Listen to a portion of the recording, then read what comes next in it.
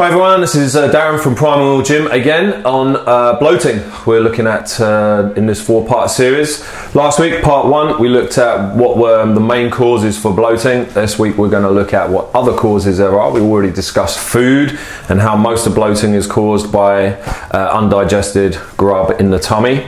The other causes that we have, there's quite a few. One of the main ones, eating too fast and eating just too much. Obviously, sometimes being bloated is just got too much food in your stomach.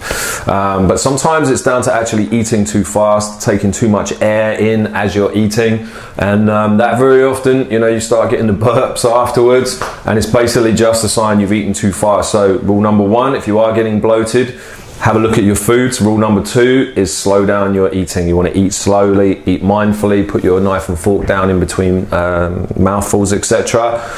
You'll find a lot of relief just by doing that one thing. Okay. Second thing would be, especially if you're getting soreness, that it might actually be a candida or fungal infection. Now, everyone's got fungus in their stomach, in their bodies, but again, it's kind of kept in check by good bacteria and all the other things going on. But sometimes that can cause a bit of an overgrowth. Now, the problem with a fungal infection, if you've got eating lots of processed foods that contain a lot of sugar and it's in everything, then the chances are that you're going to have fungus eating that sugar in your system. The fungus then starts to grow, it starts to produce gas, mycotoxins, and also you start to then develop an ecology of bacteria being drawn to that. And basically, you're creating almost a bad garden, an evil garden, if you like, in your very own stomach. So you've got this fungus eating the bad bacteria, eating the fungus, and the whole thing just basically lives off each other. So it can be, once it sets in, it can be quite difficult to get rid of. So avoid processed foods and sugars. Another thing, anxiety, stress. Once the body becomes stressed or become anxious, you start to push yourself into a state of cortisol release where the body is trying to deal with the stress. Now, usually what happens once you start to get stressed and you've got a lot of cortisol in the body is that you start to crave sugar. Okay, those two things very often go hand in hand. And again, we're back to that problem of sugars leading to fungus infections, leading to overgrowth, and wham, we've got a problem again.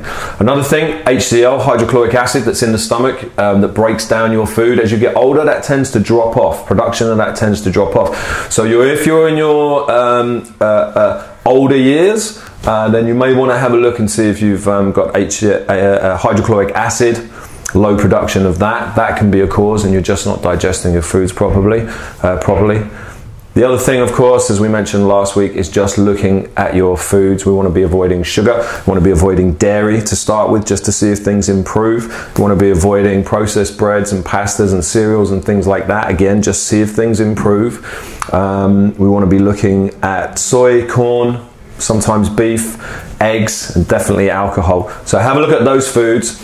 Go down that list I just gave you and see if any of those apply to you. Next week, we'll be going through how to fix this stuff, and as always, get your Q&As in, put it down on YouTube or Facebook, send them in, we'll have a look through them, and part 4 we'll start answering your questions. Okay, see you next week.